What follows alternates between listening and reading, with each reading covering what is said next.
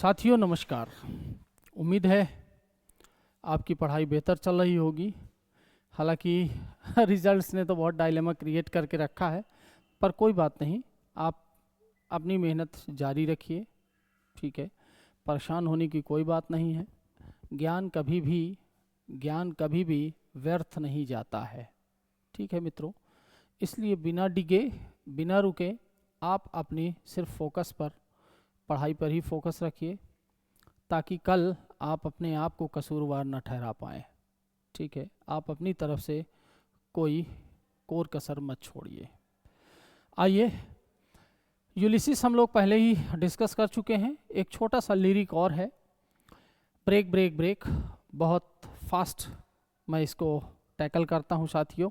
ठीक है, आइए फिर देखते हैं break break break. So before I start break break break, I just want to tell something. इस पोएम को मैं स्टार्ट करूँ इससे पहले कुछ छोटी छोटी बातें। साथियों, this poem break break break was published, ये पब्लिश हुई थी पोएम्स के साथ। कब? 1842 में पब्लिश हुई थी।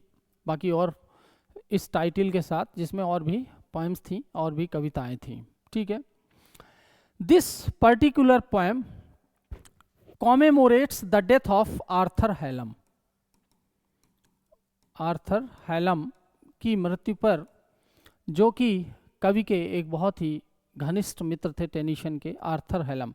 Actually Tennyson and Arthur Hallam were part of a literary group. एक लिटरेरी ग्रुप के पार्ट थे, जिस ग्रुप का नाम था साथियों the Apostles. The Apostles, this was the literary group. ये एक लिटरेरी ग्रुप था जिसमें ये दोनों ही मेंबर थे, और टेनिसन ने बहुत हेल्प भी पाई आर्थर हैलम से। That is why he commemorates the death of Arthur Hallam in this poem.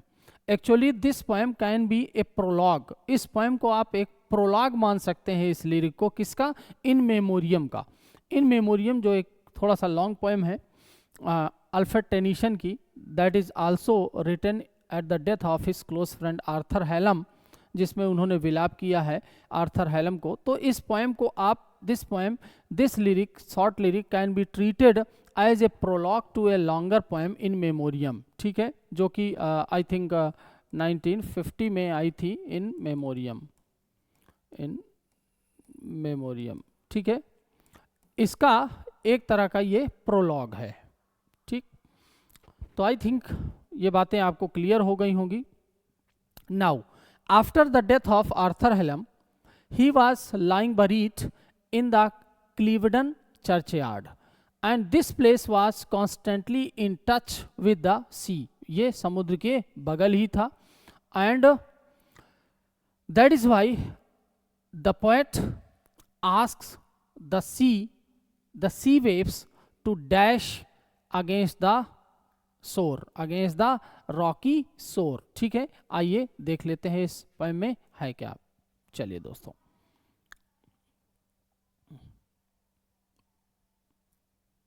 आपके ये है टेनिसन, और चलिए, break break break break break break on thy cold grey stones O sea, and I would that my tongue could utter the thoughts that arise in me। देखें, break break break, the poet OC with the help of an apostrophe, एक apostrophe की मदद से, the poet asks the sea for continue beating against the seashore, against the shore, so that it may express its sorrow at the death of his friend Arthur Hallam, who is lying buried beside the sea in the Clevedon churchyard। तो कहता है, ऐ समुद्र की लहरों टकराओ टकराओ टकराओ। कहाँ? On दाई, अपनी, cold ठंडी ठंडी, ग्रे सफेद, स्टोन्स पत्थरों से तुम टकराओ, बार बार टकराओ। क्यों? so that you may also express your sorrow at the death of my close friend Arthur Hallam. Apostrophe. So the poet imagines that the sea waves are breaking and dashing their heads against the rocky seashore in sympathy. उसे लग रहा है सहानुभूति में ये लहरें अपने सिर को टकरा रही हैं, इस तट पर चट्टान में टकरा रही हैं, क्योंकि ये भी आर्थर हेलम की मृत्यु पर ये भी अपना दुख व्यक्त कर रही हैं. And I would that my tongue could utter, और कहता है आई वुड दैट काश, एंड आई वुड, साथियों ये जो वुड शब्द है ना, इट मीन्स विश. काश, काश देखिएगा, इकोनॉमी ऑफ वर्ड्स, टेनिसन की इकोनॉमी ऑफ वर्ड्स देखिएगा. He just produces maximum effect with minimum words. O would that, I would that, काश, काश माई टंग कुड अटर, टंग, काश मेरी जुबान, कुड अटर बोल पाती, काश मैं व्यक्त कर पाता. द थॉट्स विचारों को, दैट एराइज इन मी जो उठ रहे हैं मेरे अंदर, काश मैं उस दर्द को, उस तकलीफ को जुबान के माध्यम से, अपनी बात से, अपने शब्दों से, काश मैं उस तकलीफ को, उस दर्द को बयां कर पाता, लेकिन मैं ऐसा नहीं कर सकता.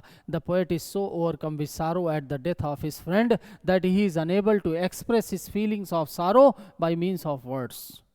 शब्दों से वो बोल नहीं पा रहा है, शब्दों से वो उन चीज़ों को बयां नहीं कर पा रहा है. इकोनॉमी है, शब्दों की इकोनॉमी है. देखिएगा, ठीक है, ध्यान दीजिएगा. अगर क्रिटिकल अप्रिसिएशन आता है तो you can just quote the lines, है ना, एक्सप्रेस दीज थिंग्स, इन चीज़ों को आपको लिखना चाहिए. ठीक, तो फिर देख लीजिए, ब्रेक ब्रेक ब्रेक. कवि कहता है कि टकराओ ए लहरों, आन दाई अपने कोल, ठंडी ठंडी ग्रे व्हाइट स्टोन्स, पत्थरों में टकराओ, ओ सी ए समुद्र तुम टकराओ. दिस इज एपोस्ट्रॉफी साथियों, एपोस्ट्रॉफी है ना, फिगर ऑफ स्पीच. एड्रेस किया जा रहा है, मानवीकरण तो है ही है. Apostrophe is a kind of personification. बस इन एपोस्ट्रॉफी एड्रेस इज, एक एड्रेस होता है. अब एड्रेस हम तभी करेंगे जब हम किसी चीज को पर्सोनिफाई कर देंगे. ठीक है, तो on thy cold grey stone so sea and I would काश that my tongue could utter, काश मेरी जुबान बोल पाती, मैं एक्सप्रेस कर पाता उस तकलीफ को, उस दर्द को. द थॉट्स, उन विचारों को, दैट एराइज इन मी जो विचार मेरे अंदर आ रहे हैं, काश मैं उन चीज़ों को बयां कर पाता. But I am unable to do so, लेकिन मैं ऐसा नहीं कर पा रहा हूँ. आइए देखिए, टकरा रही हैं लहरें, मानो कि अपने दुख को ये व्यक्त कर रही हैं. आर्थर हेलम की मृत्यु पर ये भी अपनी दुख और तकलीफ को बयां कर रही हैं. O well for the fisherman's boy, थोड़ा सा मैं आपको फिगर दिखाऊंगा. देखिए, सब कुछ बढ़िया चल रहा है, कोई नाव चला रहा है, बच्चा अपनी छोटी सिस्टर के साथ बे में, खाड़ी में, सी शोर के में बड़े आराम से वो खेल रहा है. सारी की सारी चीज़ें दुनिया की बहुत अच्छी चल रही हैं. बस तकलीफ़ क्या है कि तकलीफ़ ये है कवि को कि उसका दोस्त उसके पास नहीं है. कहता है O well, it means life is happy, जीवन बहुत अच्छा है. लाइफ इज हैप्पी, जीवन बहुत सुखद है. फॉर द फिशरमैन्स बॉय, मछुआरे के लड़के का लाइफ, वो देख रहा है कि मछुआरे का लड़का कितना बढ़िया जीवन जी रहा है, इसे कोई तकलीफ नहीं है, कोई गम नहीं है. यदंतर गे रूपम तद बहिर्बदो भासते. साथियों, जैसा दर्द हो वैसा मंजर होता है. उसे अपनी तकलीफ इतने एग्नी में है अपनी मृत्यु की कि उसे सब लोग उससे बेहतर अवस्था में लग रहे हैं.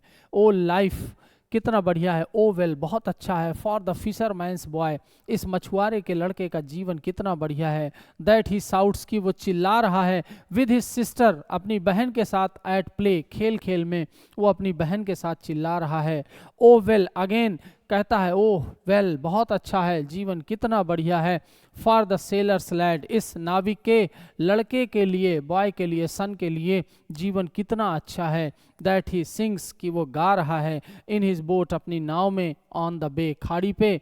बे एक छोटा सा इनलेट, ठीक है, पैसेज मार्ग में वो अपने गा रहा है अपनी नाव में। तो इनके लिए जीवन बहुत अच्छा चल रहा है। Only the poet is sad, he thinks that he is sad because he has lost his bosom friend Arthur Hallam, क्योंकि उसने अपने युवा मित्र आर्थर हेलम को खो दिया है, इसलिए वो तकलीफ में है। आगे बढ़ते हैं साथियों।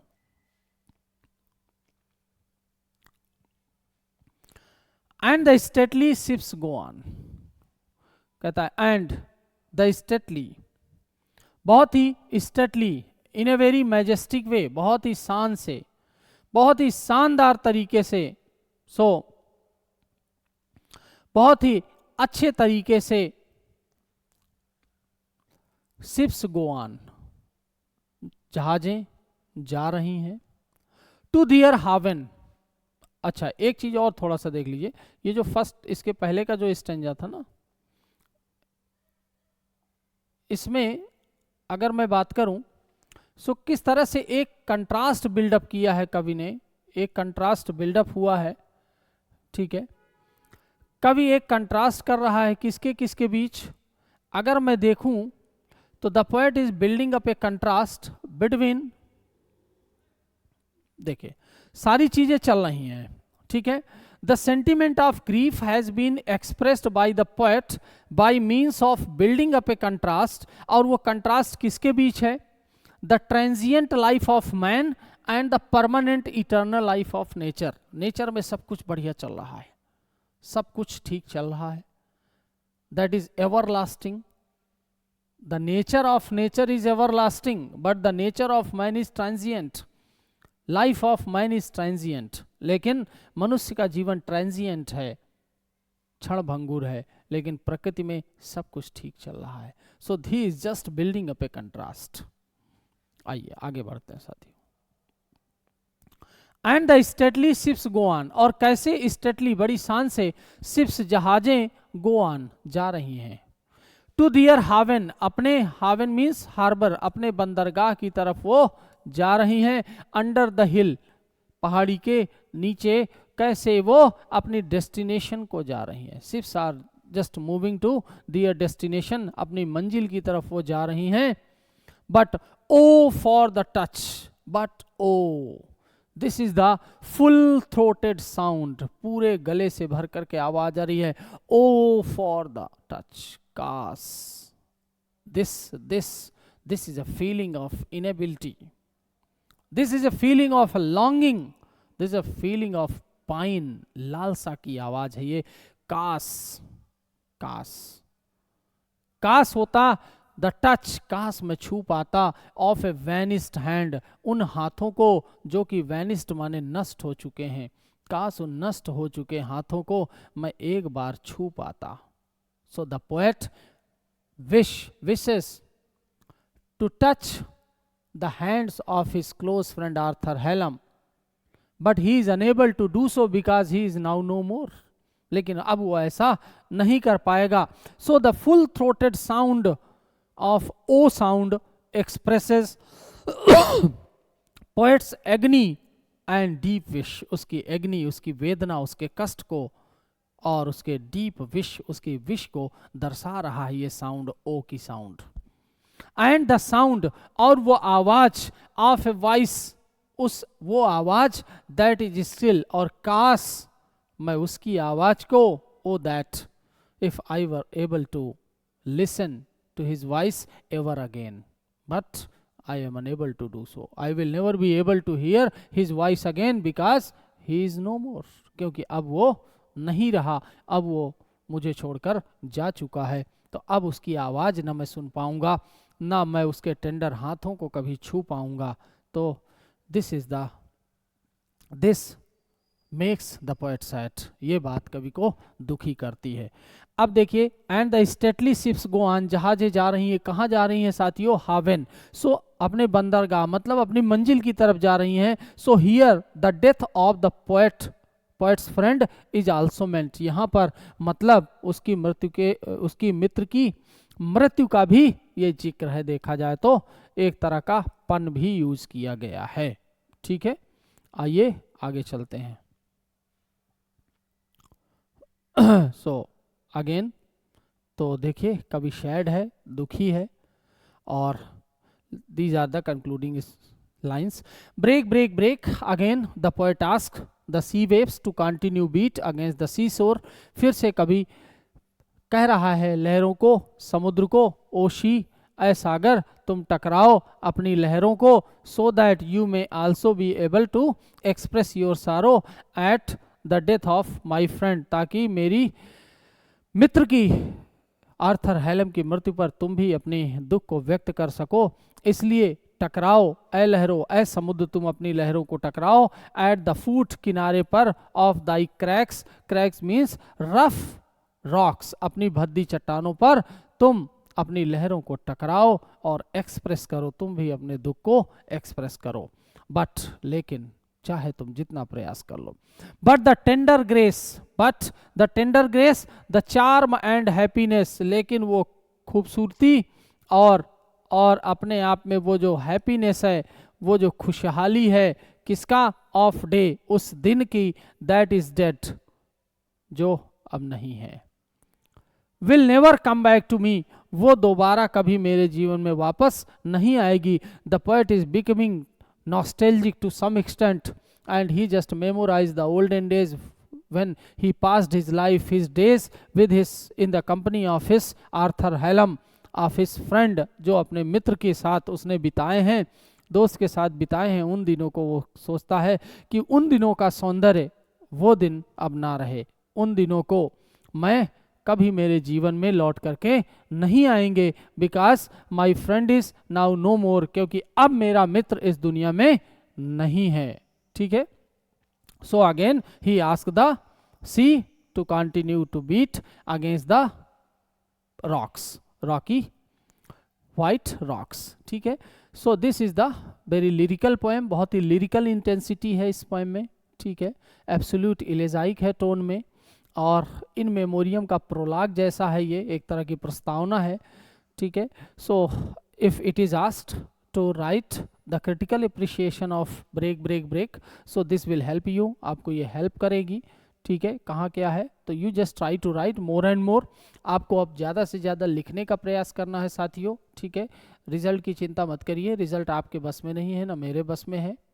ठीक है, नियतम कुरु कर्म तुम कर्म ज्यायो है कर्मणा, बस हम कर्म कर सकते हैं, शेष फल देना हमारे हाथ में नहीं है, वो ईश्वर के हाथ में है साथियों।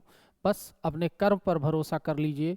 जिस दिन आपको ऐसा लगने लगे कि 40 सीटें हैं, 50 सीटें हैं, 100 सीटें हैं, मुझे तो सिर्फ एक चाहिए, जिस दिन ये एहसास हो जाए उस दिन समझ लीजिएगा आप मंजिल के बहुत करीब हैं। ठीक है, तब तक इसके बाद अगला वीडियो मैं टेंशन पर एक लॉन्ग क्वेश्चन लेकर के आने वाला हूं साथियों। ठीक है, तब तक के लिए गुड बाय, अलविदा।